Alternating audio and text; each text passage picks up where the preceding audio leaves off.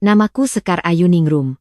Dan kalau ada satu hal yang paling kusesali dalam hidup ini, itu adalah keyakinanku yang terlalu lama bahwa kesabaran seorang istri pada akhirnya akan membuat keluarga suami luluh dan menganggapnya sebagai darah daging sendiri, padahal dalam banyak rumah, kesabaran justru dibaca sebagai kelemahan, diam dianggap kebodohan, dan kebaikan diperas sampai tinggal tulang. Itulah yang terjadi padaku selama 4 tahun menikah dengan Damar Wicaksono, laki-laki yang dulu kukira akan menjadi pelindungku tetapi ternyata lebih mirip jembatan bagi keluarganya untuk masuk dan menginjak-injak hidupku sedikit demi sedikit. Sebelum menikah, hidupku sederhana tapi bersih. Aku bekerja sebagai supervisor pemasaran di sebuah perusahaan alat kesehatan di Jakarta, sering bepergian keluar kota, penghasilanku cukup besar untuk perempuan seusiaku, dan meski ayahku sudah meninggal sejak aku kuliah, aku masih punya ibuku, Bu Sulastri, satu-satunya keluarga yang benar-benar menjadi rumah bagiku. Ibu bukan perempuan berpendidikan tinggi, tapi ia membesarkanku dengan kehormatan. Ia berjualan nasi pecel sejak subuh sampai siang, menabung receh demi receh agar aku bisa kuliah, dan selalu berkata, "Sekar, kita mungkin bukan orang kaya, tapi jangan pernah hidup dari belas kasihan orang." Ironis sekali, karena setelah menikah, justru ibu harus menerima penghinaan paling keji karena pilihanku sendiri.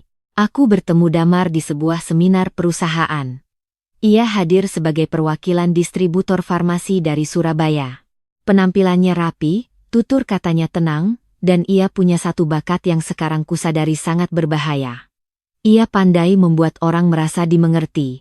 Dalam waktu 2 bulan, ia sudah tahu kopi kesukaanku, tahu aku tak suka bau rokok, tahu aku selalu cemas setiap kali ibuku sakit maag, dan tahu bagaimana caranya mengucapkan kalimat-kalimat yang terdengar aman di telinga perempuan yang seumur hidup bekerja keras.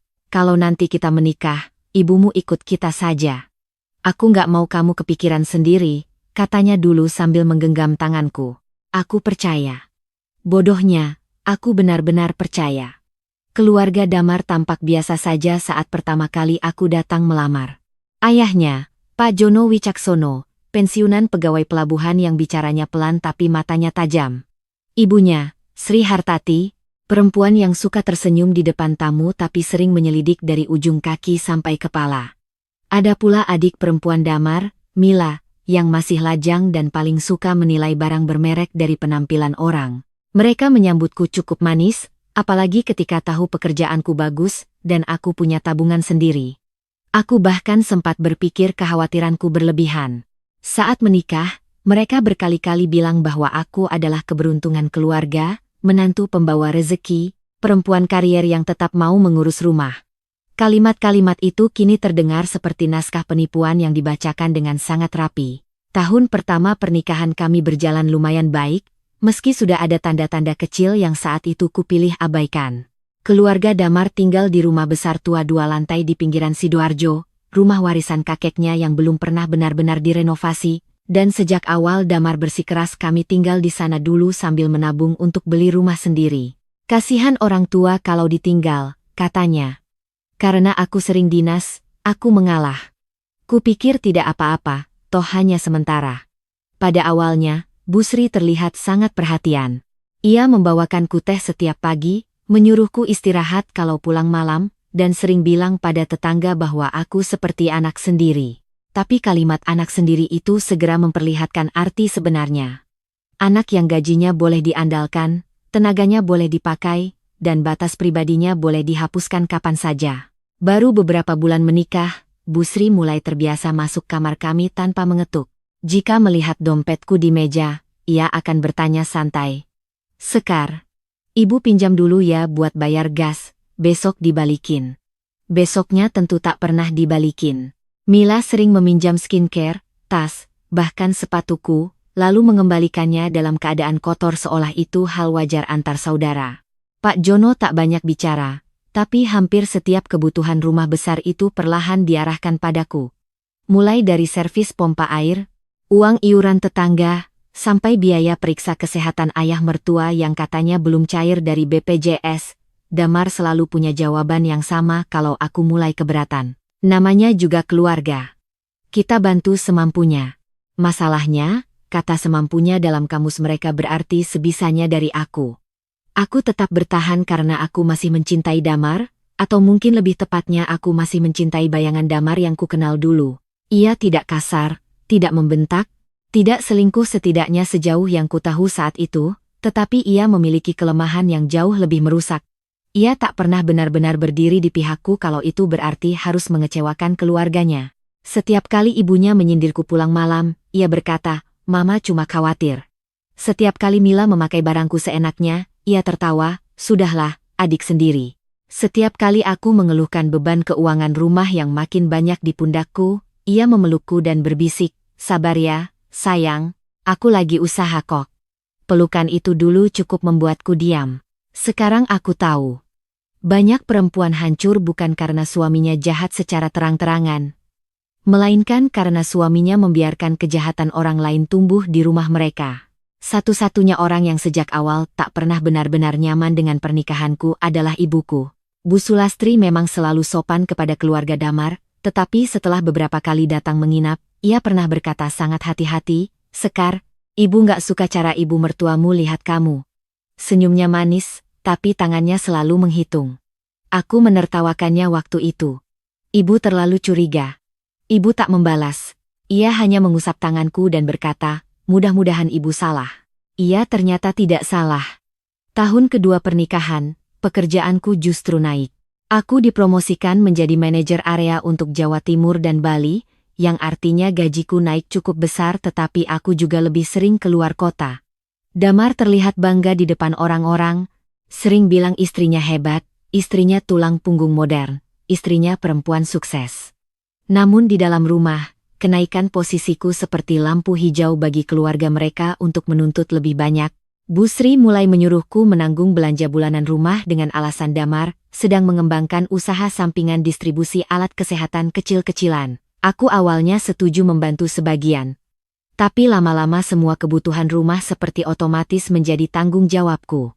Anehnya, aku tak pernah benar-benar melihat perkembangan usaha Damar. Ada proposal, ada obrolan, ada rencana, tapi hasil konkretnya minim. Jika kutanya detail, ia selalu menjawab, "Bisnis itu butuh proses." Sementara proses itu dibayar dari gajiku. Semua makin memburuk ketika Pak Jono jatuh ringan di kamar mandi dan Bu Sri mulai berkata bahwa rumah ini butuh orang yang selalu siap membantu. Tanpa pernah ada rapat keluarga yang jelas, perlahan-lahan ibuku didorong masuk ke dalam sistem rumah itu. Awalnya hanya untuk menemani saat aku dinas.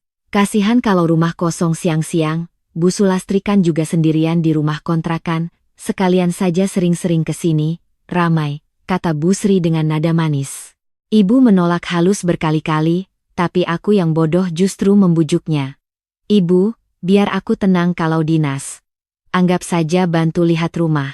Akhirnya ibu mulai sering datang, terutama jika aku harus keluar kota 2-3 hari. Disitulah penyesalanku dimulai. Awalnya ibu hanya membantu hal-hal kecil. Menyapu dapur, memasak sayur jika Bu Sri bilang tangannya pegal, menemani Pak Jono minum obat. Namun semakin sering ibu datang, semakin tidak tahu diri keluarga suamiku. Bu Sri mulai memerintah tanpa sungkan. "Bu Sulastri, sekalian cucikan baju Pak Jono ya. Bu Sulastri, tolong jemur kasur tamu. Bu Sulastri, beli gula ke depan dong, saya lagi pusing." Ibu selalu bercerita padaku dengan nada meremehkan kejadian-kejadian itu, seolah bukan masalah besar. Ya namanya juga bantu-bantu, nak. Tapi aku mulai menangkap kejanggalan lain. Setiap kali pulang dinas, ibu tampak lebih lelah dari biasanya. Kadang tangannya pecah-pecah, kadang lututnya bengkak. Jika kutanya, ia cuma bilang kecapekan. Suatu malam aku memergoki Mila memarahi ibu karena setrikaannya dianggap kurang licin. "Aduh, Bu, jangan bikin malu deh, baju saya kusut begini," katanya dengan nada tak sopan. Aku langsung menegur, dan Mila malah memutar mata. Damar buru-buru masuk kamar sambil bilang, udah, jangan diperpanjang. Lagi-lagi jangan diperpanjang. Segalanya di rumah itu seolah boleh menyakitiku dan ibuku, selama aku tidak membuat keributan. Setelah kejadian itu, aku memutuskan ibu tak usah sering datang lagi. Tapi keputusan itu tak bertahan lama karena Damar justru memintaku dengan alasan halus.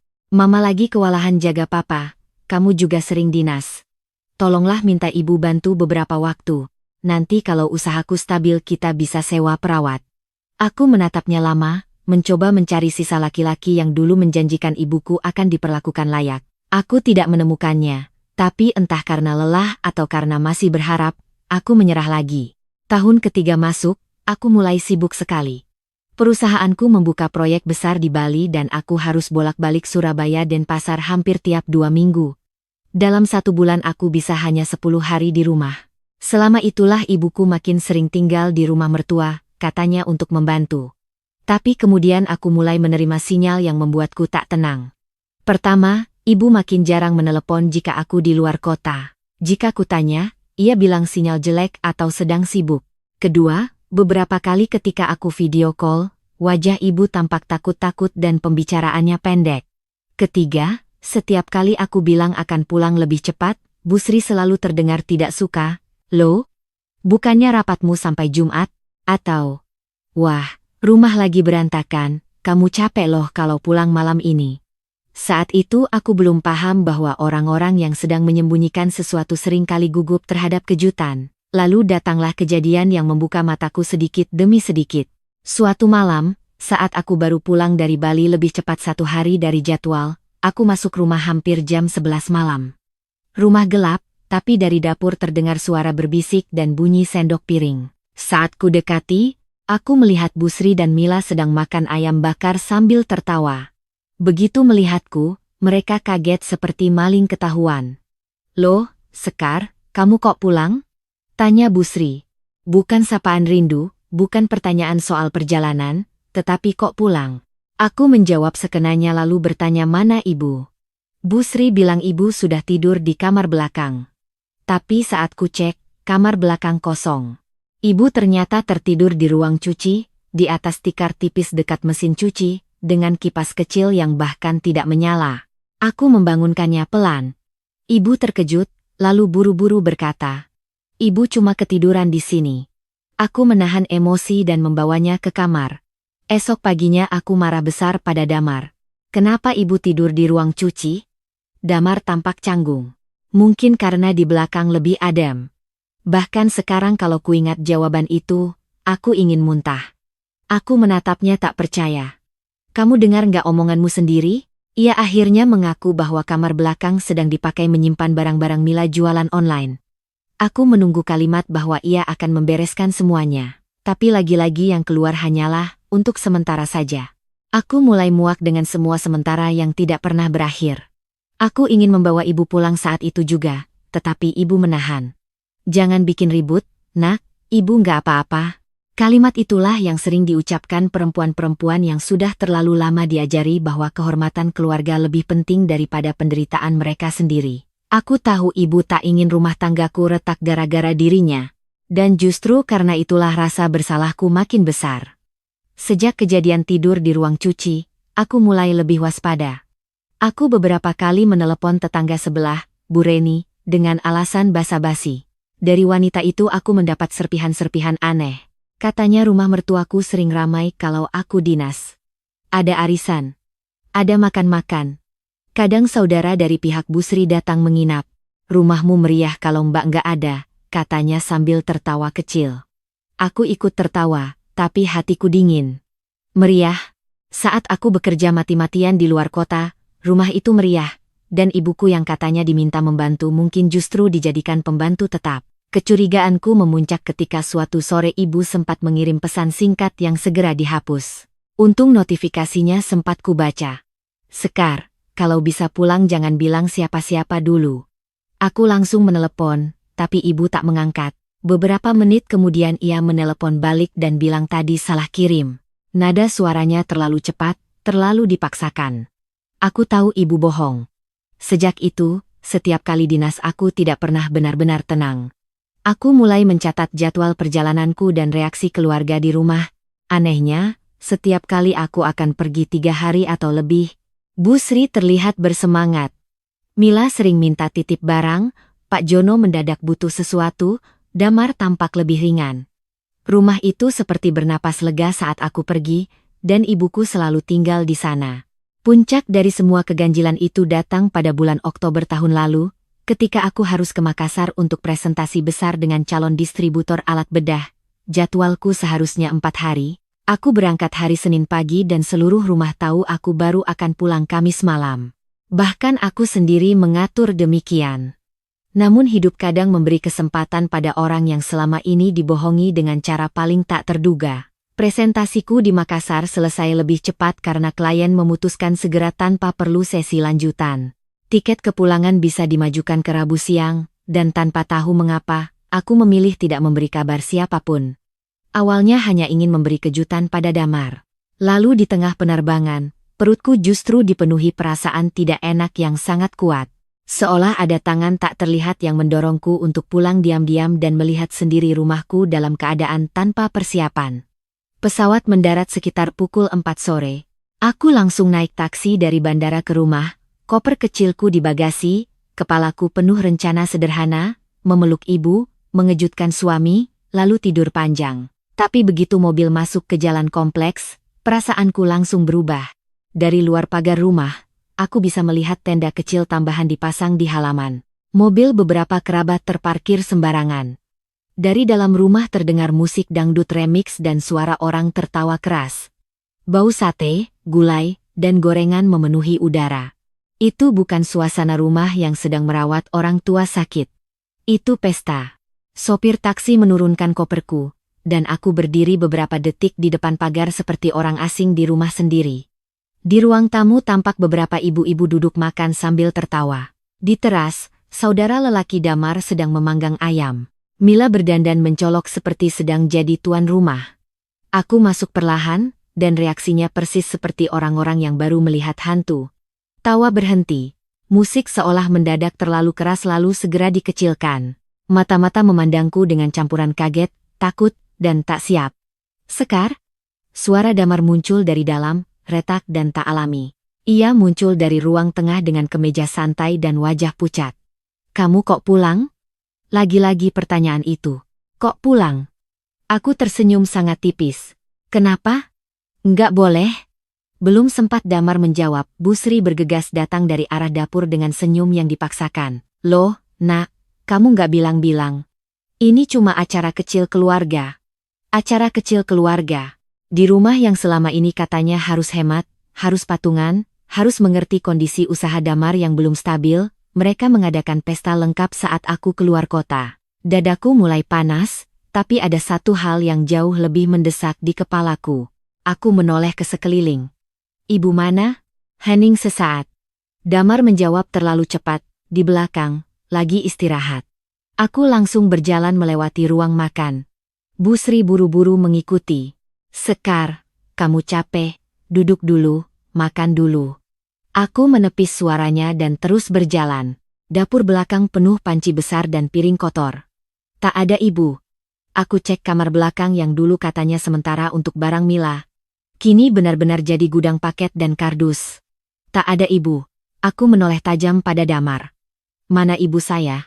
Kali ini tak ada yang langsung menjawab.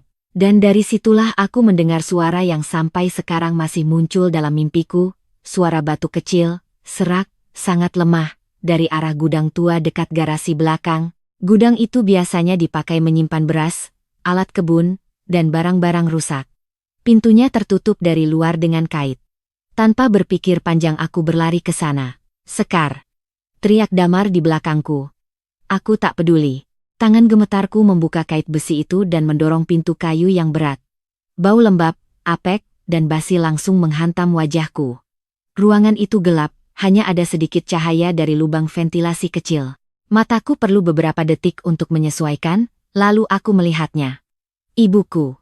Bu Sulastri. Duduk di lantai semen beralaskan karung tipis, tubuhnya membungkuk, wajahnya pucat abu-abu, rambutnya acak-acakan, dan di sampingnya ada piring plastik berisi nasi mengering dengan lauk tempe gosong yang jelas sudah basi. Di sudut ruangan ada ember kecil dan botol air setengah kosong. Aku merasa darahku berhenti mengalir. Ibu. Suaraku pecah begitu saja. Ibu menoleh pelan. Matanya berkaca-kaca begitu melihatku. Bibirnya bergetar, lalu kalimat pertama yang keluar justru bukan keluhan, melainkan, kamu jangan marah-marah, nak. Kalimat itu menghancurkanku lebih dari pemandangan apapun. Orang yang diperlakukan seperti hewan pun masih lebih takut rumah tangga anaknya rusak daripada memikirkan nasibnya sendiri. Aku berlutut di lantai gudang, memeluk tubuh ibu yang panas dan kurus, dan untuk sepersekian detik dunia seakan hanya berisi suara napasku sendiri yang tersengal seperti binatang terluka, lalu amarah datang. Bukan amarah yang meledak dengan teriakan dulu, melainkan amarah dingin yang membuat seluruh tubuhku tenang secara mengerikan. Aku menoleh ke belakang.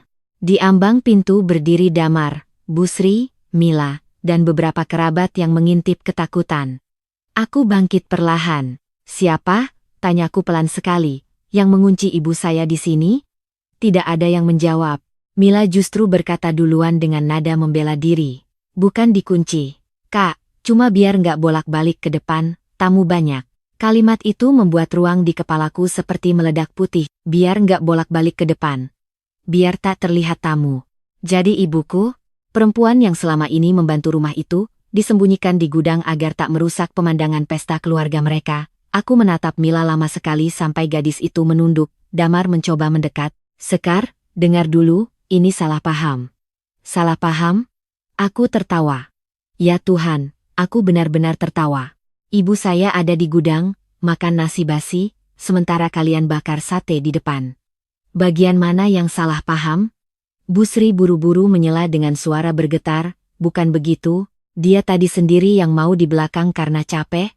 Aku melangkah mendekatinya sampai wanita itu refleks mundur. "Kalau ibu saya capek, kenapa tidak di kamar? Kenapa di gudang? Kenapa pintunya dikait dari luar?" Tak ada jawaban. Kerabat-kerabat yang tadi tertawa kini saling pandang malu. Pak Jono akhirnya muncul dari ruang tengah, wajahnya pucat. "Sudahlah, Sekar, jangan bikin malu keluarga di depan orang." Dan itulah kesalahan terakhir yang mereka lakukan hari itu. Jangan bikin malu keluarga.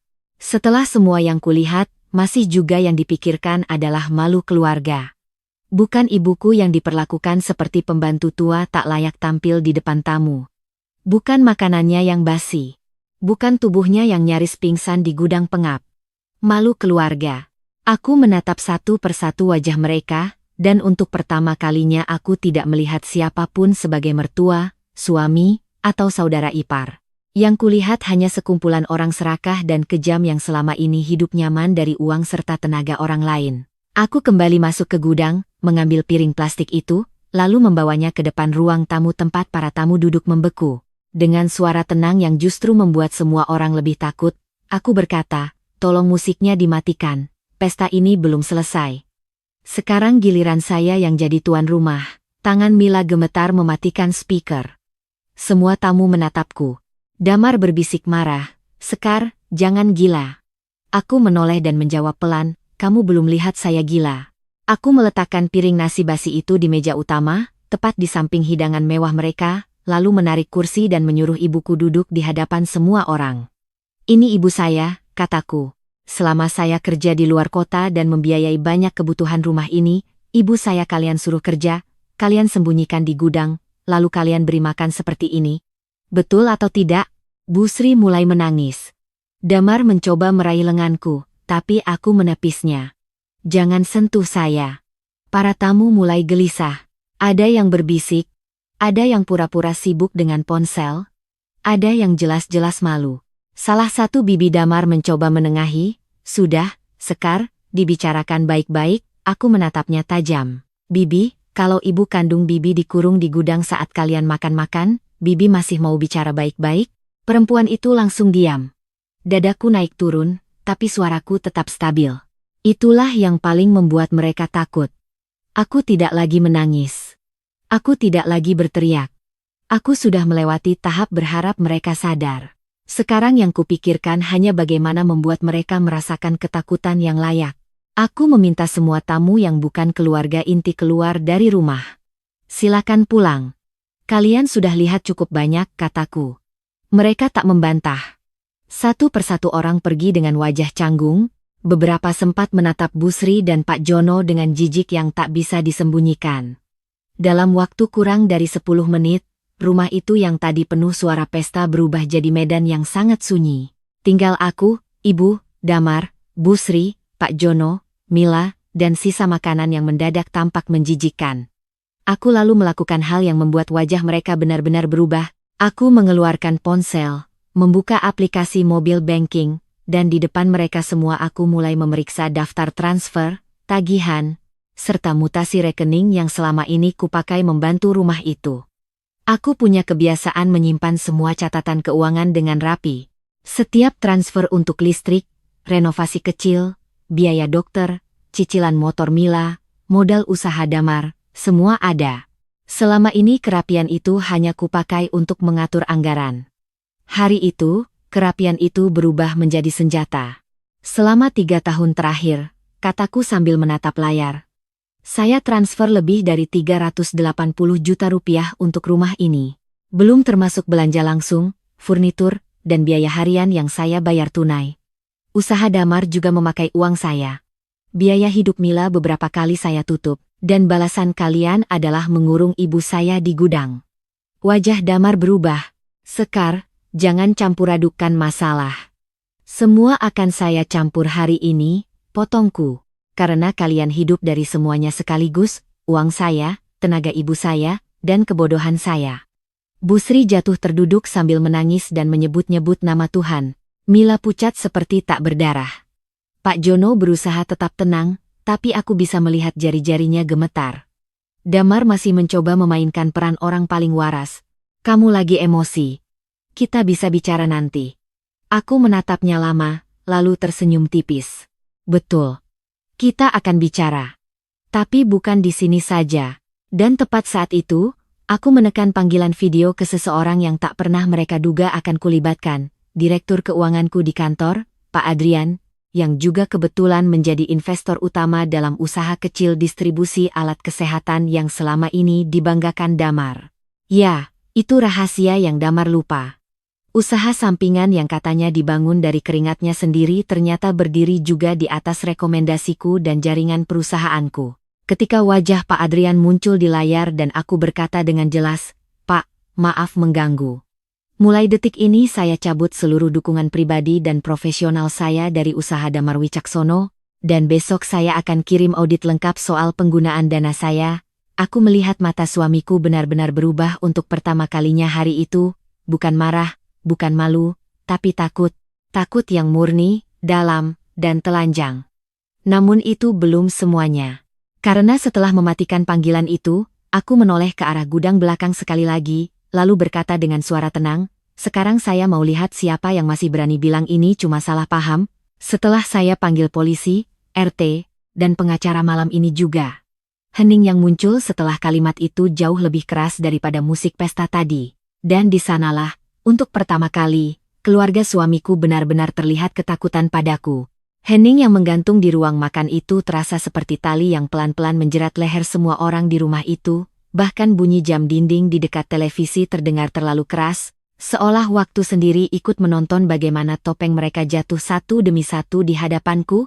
Damar yang biasanya paling pandai mengatur nada bicara kini berdiri dengan wajah tegang dan napas tak teratur. Busri yang beberapa menit lalu masih sibuk menyambut tamu sekarang duduk limbung di kursi dengan ujung jilbab basah oleh air mata.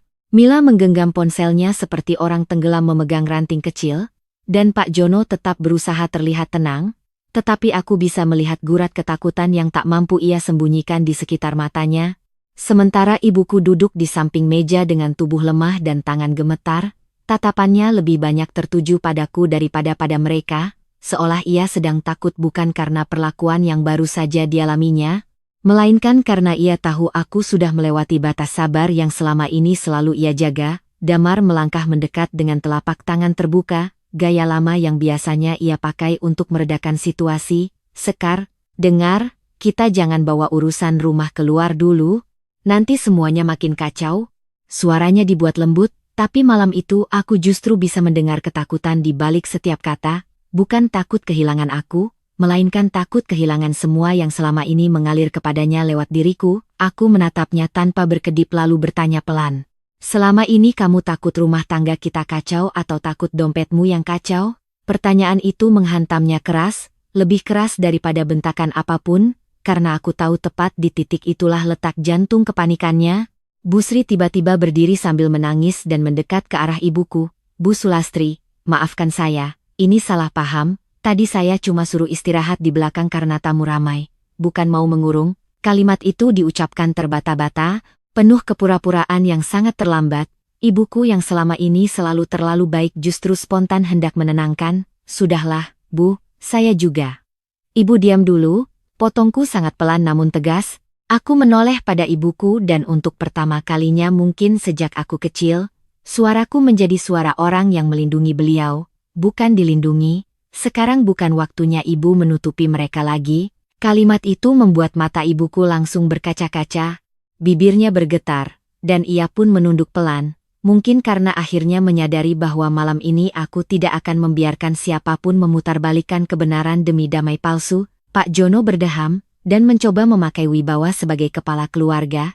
Sekar, kalau memang kamu tersinggung, kita bisa bicarakan besok pagi. Malam ini ada banyak orang tadi, jangan gegabah ambil langkah yang mencoreng nama baik semua pihak. Aku menoleh padanya perlahan, dan anehnya justru aku tersenyum, senyum yang membuat mereka makin gelisah. Pak, kalau nama baik keluarga kalian bisa tercoreng oleh kebenaran, berarti yang selama ini kalian punya memang bukan nama baik, cuma kemasan. Pak Jono terdiam. Dan aku bisa melihat untuk pertama kalinya lelaki tua itu kehabisan kata di rumahnya sendiri, lalu tanpa menunggu ada yang mencoba menahanku lagi, aku benar-benar melakukan apa yang tadi kuucapkan. Aku menelepon ketua RT yang rumahnya hanya 2 gang dari situ. Aku bilang ada dugaan perlakuan tidak manusiawi terhadap orang tua di rumah mertuaku dan aku minta beliau datang malam itu juga sebagai saksi lingkungan. Kemudian aku menelepon pengacara kenalan lama kantorku, Mbak Nadia, yang selama ini beberapa kali mengurus kontrak kerjasamaku, dan dengan suara yang masih sangat tenang aku berkata, Mbak, saya butuh bantuan hukum malam ini juga, ini terkait penggelapan dana pribadi, penelantaran orang tua, dan saya mau pisah dari suami saya. Damar langsung bergerak cepat mendekat, wajahnya berubah benar-benar pucat. Sekar, jangan ngomong sembarangan. Serunya, aku menatapnya dingin. Yang sembarangan itu kalian, bukan saya. Mila yang sejak tadi diam akhirnya meledak, mungkin karena ketakutan dan kebiasaan merasa semuanya bisa diselesaikan dengan menyerang orang lain. Kakak lebay banget sih. Masa cuma disuruh duduk di gudang sebentar langsung mau polisi, mau pengacara, malu-maluin. Kata-katanya baru setengah jalan ketika aku menoleh padanya, dan entah apa yang ia lihat di wajahku malam itu, tapi suaranya langsung mengecil. Aku melangkah mendekat sampai hanya berjarak 1 lengan. Cuma? Tanyaku pelan. Kamu bilang cuma? Ibu saya orang tua. Bukan barang bekas yang bisa disingkirkan ke gudang kalau tamu datang. Dan kalau kamu masih menganggap ini cuma, bagus, berarti kamu akan belajar malam ini bahwa ada harga untuk setiap penghinaan. Mila mundur setapak, ponselnya nyaris terjatuh. Bu Sri langsung menarik anaknya ke belakang sambil menangis lagi. Namun tangis itu tidak lagi membuatku goyah. Aku sudah terlalu lama membayar dengan rasa iba. Malam itu tidak ada lagi cicilan belas kasihan untuk mereka. Tak lama kemudian ketua RT datang bersama istrinya, Bu Rina. Wajah keduanya tegang karena jelas mereka tidak menyangka rumah yang tadi tampak mengadakan pesta keluarga kini berubah menjadi medan perkara. Begitu masuk dan melihat ibuku yang lemah, juga piring nasi basi yang masih tergeletak di meja, ekspresi Bu Rina langsung berubah ngeri. Ya Allah, ini bagaimana ceritanya? Tanyanya. Aku tidak memberinya versi yang diperhalus, aku ceritakan semuanya apa adanya, bahwa aku pulang mendadak dari perjalanan dinas, menemukan rumah sedang mengadakan pesta, dan ibuku dikunci di gudang dengan makanan basi. Aku juga memperlihatkan sebagian mutasi rekening yang menunjukkan bagaimana selama ini pengelolaan keuangan rumah banyak bergantung padaku, sementara ibuku diperlakukan seperti pembantu tak layak tampil di depan tamu. Damar beberapa kali mencoba menyela, tapi aku langsung memotong, kalau kamu bohong sekali lagi malam ini, aku putar rekaman telepon dan chat yang kamu kirim soal minta uang ke aku sambil bilang rumah ini sedang susah. Wajahnya berubah kaku, rupanya ia lupa bahwa aku memang menyimpan hampir semua jejak permintaan-permintaan itu. Pak RT menatap Damar dan orang tuanya bergantian, tidak langsung menghakimi, tetapi jelas kecewa berat. Pak Jono, Bu Sri, apa benar Bu Sulastri ditempatkan di gudang? Tanya beliau. Pak Jono menunduk, Bu Sri terisak-isak dan mencoba menjawab berputar-putar, bukan ditempatkan, cuma sementara. Sementara yang pakai kait dari luar? Potongku cepat, Bu Rina menatap langsung ke arah pintu belakang, lalu ke arah ibuku, dan dari cara tatapannya aku tahu ia paham kebenarannya tanpa perlu banyak argumen. Malam itu arus mulai berbalik, selama ini keluarga suamiku hidup kuat, karena semua orang di sekitar hanya melihat versi wajah manis mereka. Sekarang saksi mulai hadir, dan begitu saksi ada, kebohongan tak lagi selincah biasanya. Tak lama setelah itu Mbak Nadia datang bersama seorang rekan juniornya, masih mengenakan setelan kantor. Rambutnya sedikit basah karena tergesa datang menembus gerimis. Ia duduk tanpa banyak basa-basi, memintaku menjelaskan singkat kronologi, lalu mulai melihat dokumen transfer dan beberapa chat penting di ponselku. Semakin ia membaca, semakin ekspresinya mengeras. Damar mulai kehilangan pijakan. "Sekar, ini keterlaluan. Kamu bawa orang hukum ke rumah orang tua saya malam-malam?" Aku menjawab tanpa menoleh. "Bukan saya yang membuat rumah ini pantas didatangi urusan hukum, kalian sendiri." Mbak Nadia kemudian bertanya langsung pada ibuku, dengan suara paling lembut malam itu, "Bu, saya tahu ini berat, tapi saya perlu tahu, apakah ini baru pertama kali ibu diperlakukan seperti ini?" Pertanyaan itu membuat ruangan mendadak membeku, karena semua orang tahu jawaban ibu akan menjadi kunci apakah malam ini dianggap insiden sesaat atau terbukanya kebusukan lama. Ibuku menunduk lama sekali, tangannya saling menggenggam. Aku bisa melihat pergulatan di wajahnya antara keinginan melindungiku dari keretakan rumah tangga dan kelelahan menahan sakit sendirian. Lalu dengan suara pelan, sangat pelan, ia berkata, "Bukan pertama kali." Kalimat itu jatuh seperti palu godam di tengah ruang tamu. Aku menutup mata sepersekian detik, bukan karena kaget sepenuhnya, tetapi karena mendengar sendiri pengakuan itu dari mulut ibu terasa jauh lebih menyakitkan daripada semua kecurigaan yang pernah tumbuh di kepalaku. Mbak Nadia tidak memotong. "Ibu bisa cerita?" Ibuku mengangguk kecil. Lalu satu persatu luka, yang selama ini ia simpan mulai keluar. Bagaimana ia sering disuruh tidur di ruang cuci kalau tamu keluarga datang. Bagaimana makanan yang tersisa untuknya sering yang sudah dingin, atau basi karena yang segar disajikan untuk rumah. Bagaimana beberapa kali Mila memerintah seperti pada asisten pribadi. Bagaimana Bu Sri berkata agar ibu jangan terlalu sering duduk di depan karena kurang enak dilihat tamu kalau orang tua kampung mondar-mandir. Bagaimana Pak Jono pernah bilang, kalau tinggal di sini ya bantu yang rajin, jangan banyak maunya. Padahal ibu datang bukan untuk numpang hidup, melainkan demi menenangkan anaknya yang sering dinas. Dan yang paling menghancurkanku adalah ketika ibu berkata bahwa Damar tahu sebagian besar perlakuan itu. "Damar pernah lihat saya tidur di ruang cuci, Nak. Dia cuma bilang nanti dibicarakan, tapi nggak pernah berubah." Aku menoleh pada suamiku, atau laki-laki yang selama ini kusebut suami. Dan di detik itu aku melihat sesuatu yang lebih hina dari kemarahan terbuka, kepengecutan yang tak lagi bisa disembunyikan. Ia mencoba bicara, "Aku nggak tahu separah ini." Tetapi kalimat itu tenggelam sebelum selesai karena aku menertawakannya, bukan tawa bahagia, melainkan tawa kecil yang lahir ketika rasa muak sudah melampaui batas marah. "Tentu kamu tahu," kataku, "kamu tinggal di rumah ini, kamu makan di meja ini, kamu pakai uangku, dan kamu diam saat ibuku diperlakukan seperti pembantu tua yang bisa disembunyikan kalau tamu datang. Itu namanya tahu dan memilih nyaman." Damar menatapku seperti orang yang baru kehilangan bahasa. Bu Sri mendadak menjatuhkan diri berlutut, sebuah adegan yang mungkin dimaksudkan untuk menggugah iba. "Sekar, ibu salah, ibu khilaf, tapi jangan bawa sampai cerai. Jangan sampai polisi, nanti keluarga kita habis." Aku menatap wanita itu lama sekali, teringat semua tatapan manis di depan orang lain, semua kalimat lembut yang ternyata hanya jaring, dan malam itu yang paling ironis adalah mendengar ia akhirnya menyebut keluarga kita, justru ketika segalanya runtuh. "Keluarga?" Ulangku, "Waktu ibu kandung saya dikunci di gudang, kalian pikir dia bagian keluarga?" Bu Sri menangis makin keras. Tetapi aku tidak lagi mendengar tangis itu sebagai suara kesedihan, melainkan suara orang yang ketahuan. Pak Jono akhirnya bicara lebih jujur daripada sebelumnya, mungkin karena sadar tak ada lagi ruang untuk akting. "Sekar, kami memang salah, tapi jangan sampai semuanya dibesar-besarkan. Nanti Damar bagaimana, usaha dia bagaimana." Nah, akhirnya keluar juga jantung persoalan itu, bukan penyesalan atas ibu yang dihina, bukan malu karena perlakuan tak manusiawi, melainkan bagaimana nasib Damar dan usahanya. Aku menatap Pak Jono lurus, "Justru itu yang akan saya pastikan malam ini, Pak." Supaya semua orang tahu usaha yang dibanggakan itu berdiri di atas uang saya dan rumah yang menjaga orang tua saya seperti sampah, Ketua RT menghela napas panjang. Bu Rina tampak tak tahan lagi, dan duduk di samping ibuku sambil menggenggam tangannya. Sebuah sentuhan sederhana yang membuat mataku panas karena setidaknya malam itu ada orang luar yang memperlakukan ibu dengan hormat. Mbak Nadia lalu menatapku dan bertanya tegas, "Sekar, kamu mau langkah apa malam ini?"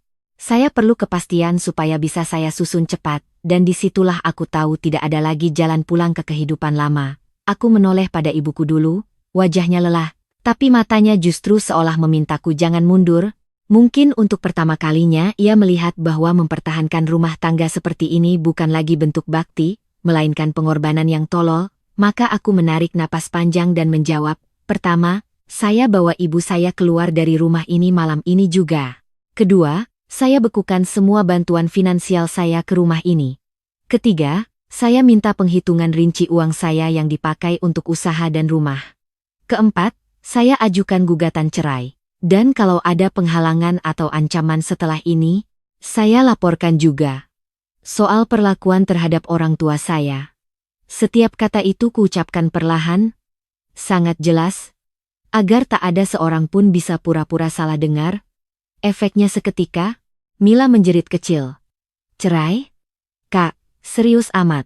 Seolah semua yang terjadi hanyalah drama berlebihan, Damar langsung melangkah maju, kali ini tanpa kelembutan. "Kamu gak bisa ambil keputusan segede ini cuma karena emosi sesaat." Suara kerasnya menggema di ruangan, dan anehnya justru itulah pertama kalinya ia menunjukkan wajah aslinya secara terbuka di depan banyak orang. Aku berdiri tegak menghadapinya. "Saya tidak ambil keputusan ini karena emosi sesaat.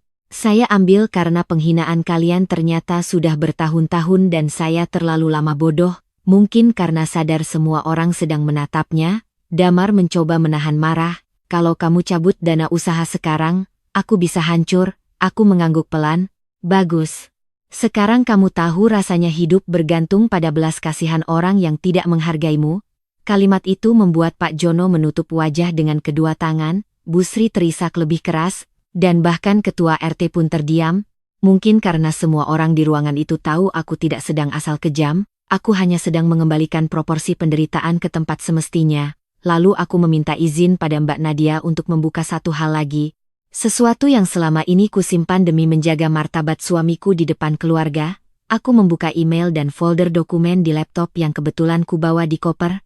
Di sana ada laporan internal kecil yang pernah kususun diam-diam beberapa bulan lalu ketika aku mulai curiga usaha Damar tidak sebersih ceritanya. Berdasarkan bukti transfer, invoice, dan percakapan dengan vendor, aku menemukan beberapa dana yang katanya untuk pembelian alat dan distribusi ternyata justru lari ke kebutuhan rumah, cicilan kartu kredit Mila, bahkan uang muka motor bekas Pak Jono. Aku belum pernah mengungkitnya karena masih berharap bisa dibicarakan pelan-pelan. Tapi malam itu harapan sudah mati. Aku menyerahkan salinan digital itu pada Mbak Nadia dan menunjukkan ringkasannya di depan semua orang. Wajah Damar benar-benar berubah abu-abu. "Sekar, jangan," katanya pelan. Kali ini bukan sebagai suami yang mencoba menenangkan, melainkan sebagai laki-laki yang melihat seluruh penyangga hidupnya satu persatu dicabut dari bawah kakinya. "Jangan apa?" tanyaku. "Jangan bongkar, jangan jujur, jangan bikin kamu malu?" Ia tak mampu menjawab. Aku lalu menoleh ke arah ibuku dan berkata, "Bu, kita pulang." Kata pulang itu terasa sangat besar malam itu, bukan sekadar berpindah rumah, tetapi keluar dari tempat yang selama ini kubiarkan menjajah kami atas nama pernikahan. Ibuku menatapku dengan mata penuh air. "Sekar." Hanya namaku, tapi di dalam panggilan itu ada 1000 rasa, takut, lega, sedih, bangga, dan mungkin penyesalan karena selama ini terlalu lama diam. Aku membantu ibu berdiri. Bu Rina spontan menawarkan untuk mengambilkan tas kecil dan sandal ibu dari belakang. Tindakan kecil itu justru terasa sangat manusiawi dibanding semua yang kulihat di rumah ini. Ketika aku menggandeng ibu menuju kamar atas untuk mengambil barang-barang kami, Damar mengikuti sampai tangga. "Sekar, tolong, jangan pergi malam ini, kita bisa bicara berdua." Suaranya lebih rendah sekarang, lebih putus asa, tapi aku tidak menoleh. "Kamu punya 4 tahun untuk bicara sebagai suami, Damar, dan kamu memilih diam sebagai anak mereka." Di kamar, aku bergerak cepat namun tidak panik. Aku mengambil dokumen pribadiku, laptop kerja, beberapa pakaian penting, perhiasan warisan ibu, buku tabungan, dan seluruh arsip yang memang sudah lama kusimpan terpisah. Entah karena kebiasaan rapi atau naluri yang rupanya sudah tahu sejak lama bahwa suatu hari aku akan perlu pergi. Saat sedang memasukkan map ke koper, mataku jatuh pada foto pernikahan kami di meja. Aku menatapnya beberapa detik, melihat diriku sendiri tersenyum sangat penuh harapan di samping laki-laki yang kini berdiri di ambang pintu dengan wajah hancur, dan tanpa drama berlebihan aku membalikkan bingkai itu menghadap ke bawah. Itu saja, cukup. Beberapa akhir memang lebih kuat justru ketika tidak perlu dibumbui kata-kata besar. Di bawah, Mbak Nadia sudah menyusun beberapa langkah praktis. Ia meminta Pak RT dan Bu Rina menjadi saksi tertulis sederhana atas kejadian malam itu, setidaknya sebagai catatan lingkungan bahwa aku menemukan ibuku dalam kondisi tidak layak di gudang saat rumah sedang mengadakan jamuan keluarga. Pak RT setuju meski tampak berat, tapi jelas ia tahu membiarkan semuanya hilang begitu saja justru akan membuat kebusukan seperti ini hidup terus. Ketika aku turun bersama ibu dan koper, rumah itu terasa berbeda, bukan lagi tempat tinggal, tapi bangkai kehormatan yang masih berdiri. Bu Sri kembali mendekat dan berusaha memegang tangan ibuku.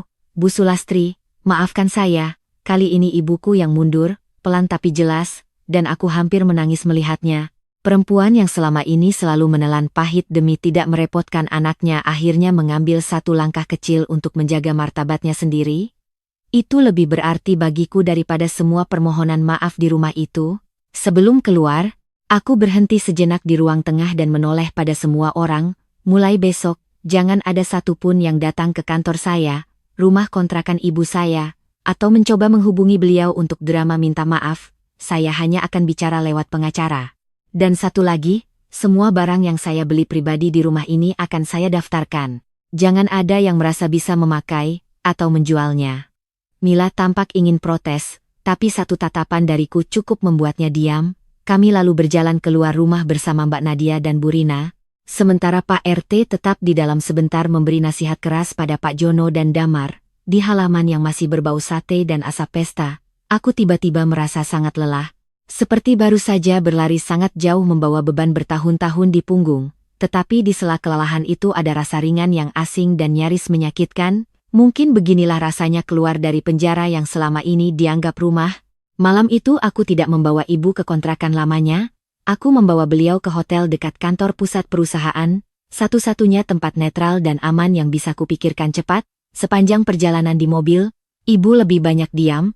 Lalu saat kami sudah duduk di kamar hotel yang bersih, dengan lampu hangat dan spray putih yang rapi, ibu tiba-tiba menangis tanpa suara, hanya air mata yang jatuh begitu saja. Aku langsung memeluknya, dan untuk beberapa menit kami hanya saling memegang seperti dua orang yang baru selamat dari reruntuhan. Maaf, Bu, kataku berkali-kali, maaf aku bawa ibu ke rumah itu, maaf aku telat tahu. Ibu menggeleng sambil menangis. Bukan salahmu, Nak. Ibu juga terus diam. Ibu takut rumah tanggamu rusak. Aku menahan wajahnya dengan kedua tangan dan berkata tegas, rumah tangga yang berdiri di atas penghinaan terhadap ibu kandungku tidak pantas diselamatkan. Kalimat itu membuat ibu memejamkan mata, lalu mengangguk kecil, seolah akhirnya percaya bahwa memilih diriku bukan berarti menjadi anak durhaka pada pernikahan, melainkan justru satu-satunya cara agar kami berdua tidak terus dihina. Hari-hari setelah malam itu bergerak cepat dan kejam, seperti longsor yang tertahan bertahun-tahun lalu tiba-tiba turun sekaligus. Keesokan paginya aku resmi mengirim surat pencabutan dukungan personal dan peninjauan ulang investasi ke usaha Damar melalui jalur legal. Perusahaan tempatku bekerja juga diminta meninjau semua hubungan bisnis non-formal yang selama ini kubukakan untuknya. Hasilnya brutal seperti yang kuduga. Banyak pihak yang sebenarnya bertransaksi karena percaya padaku, bukan karena kemampuan Damar semata. Begitu namaku ditarik, pondasi usahanya langsung goyah, beberapa vendor menunda pasokan, satu calon investor membatalkan pertemuan, dan dalam waktu seminggu Damar mulai menghubungiku dengan puluhan pesan yang berubah-ubah nadanya dari memohon, menyalahkan, marah, sampai mengancam akan membuka aibku kalau aku terus menghancurkan hidupnya. Semua pesan itu langsung kusimpan dan kuserahkan ke Mbak Nadia. Perceraian yang semula kupikir akan sekadar berakhir dingin ternyata berubah menjadi perang terbuka. Tetapi kali ini aku tidak sendirian dan tidak lagi bodoh. Setiap langkah kuambil dengan bukti, dengan saksi, dengan dokumen, sesuatu yang selalu mereka remehkan karena mengira aku hanya perempuan sibuk yang akan kelelahan duluan jika diajak ribut. Justru mereka lupa bahwa selama ini pekerjaanku melatihku menghadapi negosiasi, audit, dan tekanan tanpa kehilangan kepala. Jika dulu ketegasanku kupakai untuk menutup target kantor, kali ini kupakai untuk menyelamatkan hidupku sendiri. Keluarga Damar berusaha memainkan berbagai cara. Bu Sri beberapa kali mengirim voice note tangisan memanggilku nak dan memohon jangan tega membuat mereka kehilangan muka di lingkungan. Mila memfitnah di media sosial secara tersirat bahwa aku menantu sombong yang melupakan keluarga setelah karier naik. Pak Jono datang ke kantor sekali dan ditolak satpam karena sudah ada instruksi jelas. Sedangkan Damar mencoba menemui ibu di kontrakan lama namun mendapati tempat itu sudah kosong dan aku telah memindahkan ibu sementara ke apartemen sewaan dekat tempat kerjaku. Setiap upaya mereka gagal karena untuk pertama kalinya dalam 4 tahun aku berhenti memberi akses pada rasa iba yang selama ini menjadi pintu masuk mereka. Proses sidang mediasi perceraian berlangsung panas. Di depan mediator Damar sempat berusaha membangun narasi bahwa aku terlalu sibuk bekerja hingga komunikasi rumah tangga renggang, dan insiden di gudang hanyalah kesalahpahaman yang dibesar-besarkan karena aku stres. Kalimat-kalimat itu nyaris membuatku tertawa kalau saja tidak begitu menghina. Mbak Nadia dengan tenang lalu meletakkan bukti transfer, percakapan chat, kesaksian Pak RT dan Bu Rina, serta foto-foto gudang dan kondisi ibu malam itu. Ruangan mediasi langsung berubah sunyi. Mediator yang semula mencoba lunak pada semua pihak, akhirnya menatap Damar dengan pandangan dingin yang sulit disalahartikan.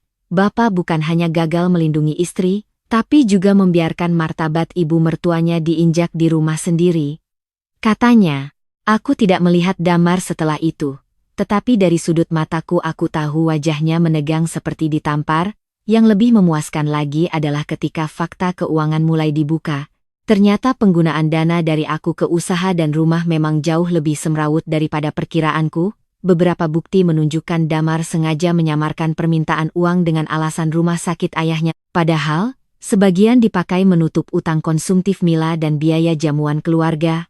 Aku tidak berniat menyeret mereka ke pidana penuh saat itu, karena energiku terbatas dan fokus utamaku adalah keluar, tetapi ancaman pengembalian dana dan kemungkinan gugatan perdata saja sudah cukup membuat mereka limbung, terutama karena rumah besar yang mereka tempati selama ini juga ternyata sedang terancam dijual sebagian untuk menutup utang lama yang tak pernah benar-benar lunas. Ironi hidup memang kadang sangat teliti. Keluarga yang begitu sibuk menjaga gengsi di depan tamu ternyata berdiri di atas lantai rapuh yang selama ini ditopang uang menantu yang mereka hina. Sementara itu, ibuku perlahan pulih, tubuhnya memang lelah, tetapi yang lebih parah sebenarnya batinnya. Beberapa kali di awal ia masih terbangun malam-malam dan panik ketika mendengar pintu tertutup keras, atau refleks berdiri ketika melihatku baru pulang kerja seolah harus buru-buru membuatkan teh.